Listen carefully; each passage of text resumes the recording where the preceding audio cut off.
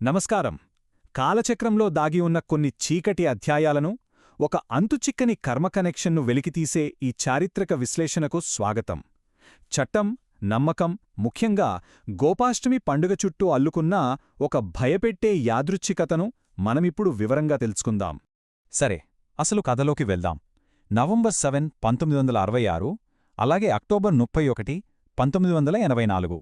ఈ రెండు తేదీలు వేర్వేరు కావచ్చు, కాని భారత రాజకీయాలను మూలాల నుంచి కుదిపేశాయి.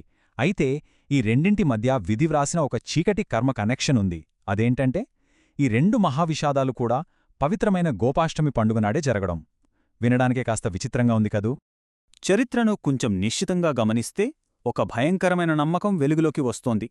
1984లో జరిగిన ఆ దేశవ్యాప్త విషాదానికి కారణం 18 ఏళ్ల క్రితం ఒక భారీ రక్తసిక్తమైన నిరసన తర్వాత ఒక గౌరవనీయులైన సాధువు ఇచ్చిన శాపమే అని చాలామంది బలంగా విశ్వసిస్తారు. దశాబ్దాలపాటు నీడలా వెంటాడిన ఆ శాపమేమిటన్నది ఇప్పుడు మనకు స్పష్టంగా అర్థమవుతోంది. అయితే ఈ శాపం వెనుక ఉన్న అస్సలు కథను, దాని ప్రభావాన్ని అర్థం చేసుకోవడానికి మనం కాలంలో వెనక్కి సరిగ్గా 1966కి ప్రయాణించాలి. భారతదేశ రాజకీయ రూపురేఖలను శాశ్వతంగా మార్చివేసిన ఆ రోజున అసలేం జరిగిందో తెలుసుకోవడం చాలా అవసరం. ఆ రోజు అంటే నవంబర్ 7న ఢిల్లీ వీధుల్లో కనిపించిన దృశ్యం ఊహకు కూడా అందదు. ఏకంగా 10 లక్షల మంది, అవును, అక్షరాల 10 లక్షల మంది ప్రజలు న్యూఢిల్లీలోని పార్లమెంట్ భవనం వద్దకు ఒక ఉప్పెనెలా దూసుకొచ్చారు. ఇంతటి భారీ జనసందోహం వెనుక చాలా సంస్థలు, వ్యక్తులు ఒక్కటయ్యాయి. హిందూ సాధువులు, విశ్వ హిందూ పరిషత్, ఆర్ఎస్ఎస్ లాంటి సంస్థలన్నీ కలిసి స్వామి కర్పాత్రి మహారాజ్ నాయకత్వంలో ఏకమయ్యాయి. వాళ్ల ఏకైక డిమాండ్ ఒక్కటే: హిందూ మతంలో అత్యంత పవిత్రమైనదిగా భావించే ఆవుల వధను దేశవ్యాప్తంగా పూర్తిగా నిషేధించాలి. ఇప్పుడిక్కడ పరిస్థితులు క్షణాల్లో ఎలా మారిపోయాయో గమనిద్దాం. పార్లమెంటుకు చాలా శాంతియుతంగా ప్రారంభమైన ఒక ర్యాలీ చూస్తుండగానే దాడులతో, కన్నీటి వాయువుతో, తుపాకీ కాల్పులతో ఒక గందరగోళ మారణహోమంగా ఎలా మారిపోయిందో ఈ వరుస సంఘటనలు మనకు వివరిస్తాయి. ఆ చీకటి రోజున జరిగిన ప్రాణనష్టం ఇప్పటికీ ఒక అంతుచిక్కని వివాదంగానే మిగిలిపోయింది. అధికారిక రికార్డులకు, నిర్వాహకుల వాదనలకు మధ్య ఉన్న వ్యత్యాసం చూస్తే నిజంగా ఆశ్చర్యమిస్తుంది. ప్రభుత్వమేమో కేవలం 8 మంది అంటుంటే, నిర్వాహకులేకంగా 5,000 మంది అంటున్నారు. ఈ అంతరమే ఆనాటి వినాశనం తీవ్రతను మన కళ్లకు కడుతోంది. దీనివల్ల రాజకీయంగా కూడా తక్షణ తీవ్రమైన పరిణామాలు ఎదురయ్యాయి. అప్పటి హోంమంత్రి గుల్జారీలాల్ నందా రాజీనామా చెయ్యాల్సి వచ్చింది. అలాగే ప్రధాని ఇందిరాగాంధీపై కూడా అపారమైన రాజకీయ ఒత్తిడి పెరిగింది. నిజం చెప్పాలంటే భారతదేశంలో మతపరమైన, రాజకీయ సమీకరణకు ఇది ఒక బలమైన పునాదిగా నిలిచిపోయిందని చెప్పొచ్చు. సరే, ఇక్కడ భారత రాజకీయాలను తెలుసుకునేవారికి ఒక సహజమైన ప్రశ్న తలెత్తుతుంది. ఏకంగా 10 లక్షల మంది ప్రజలు పార్లమెంటు గుమ్మం ముందు నిలబడి ఒక చట్టం కావాలని నినదిస్తున్నప్పుడు ప్రభుత్వం దాన్ని ఎందుకు వెంటనే ఆమోదించలేకపోయింది? ఆ ప్రశ్నకు సమాధానం మన రాజ్యాంగ చట్టంలో దొరుకుతుంది. ముఖ్యంగా ఆదేశిక సూత్రం లేదా డైరెక్టివ్ ప్రిన్సిపుల్ అనే భావనలో. దీన్ని మనం తక్షణమే అమలు చేయగల కఠినమైన చట్టంగా చూడకూడదు.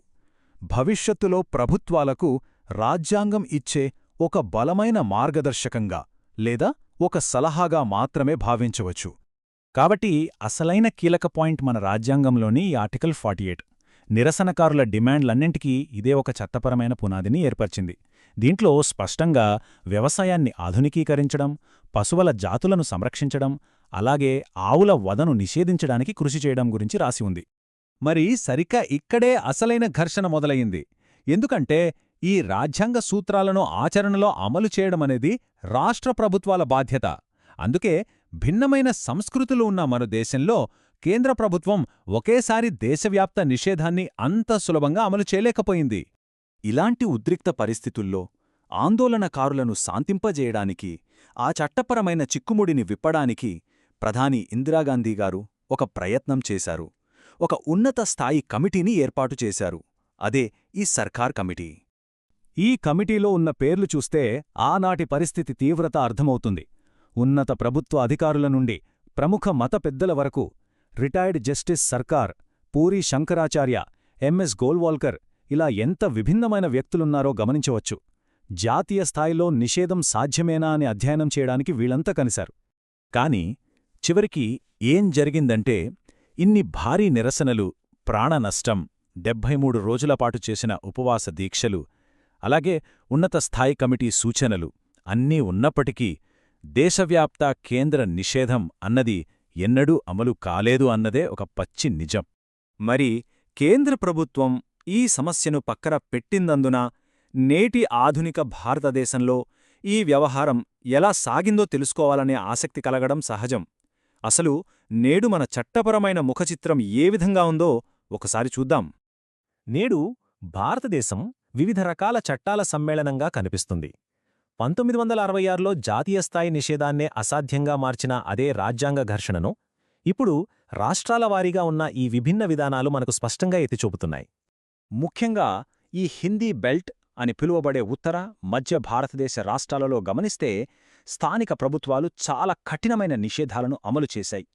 ఆవుల పట్ల ఉన్న లోతైన సాంస్కృతిక గౌరవమే కాకుండా 1966 నాటి ఆందోళనకు ఈ ప్రాంతం నుండే అత్యంత బలమైన మద్దతు లభించడం కూడా దీనికి ప్రధాన కారణం. కాని దానికి పూర్తి భిన్నంగా కేరళ, పశ్చిమ బెంగాల్ వంటి రాష్ట్రాలు ఉద్దేశపూర్వకంగానే మరింత సరళమైన చట్టాలను కొనసాగించాయి. అంటే తమ రాష్ట్రాల్లో ఉన్న ఆహార స్వేచ్ఛ, లౌకిక విధానాలు, ఆర్థిక పరిస్థితుల ఆధారంగా పాలన సాగించే హక్కు తమకే ఉందని నొక్కి చెబుతున్నాయి. ఇక ఈ చారిత్రక విశ్లేషణను ముగిస్తున్న తరుణంలో ఒక లోతైన అంశం అందరినీ ఆలోచింపచేస్తుందని ఆశిస్తున్నాను. 1976 నాటి రాజ్యాంగపరమైన చర్చల నుండి విధి వ్రాసిన ఆ చీకటి శాపం వరకు ఆ రోజు తాలూకు ప్రతిధ్వనులు నేటి భారత ప్రజాస్వామ్యంలో ఇంకా ఎలా వినిపిస్తూనే ఉన్నాయో, నేటి ఆధునిక రాజకీయ సమీకరణకు ఎలా పునాది వేశాయో ప్రతి ఒక్కరూ విశ్లేషించుకోవాల్సిన అవసరం ఎంతైనా ఉంది.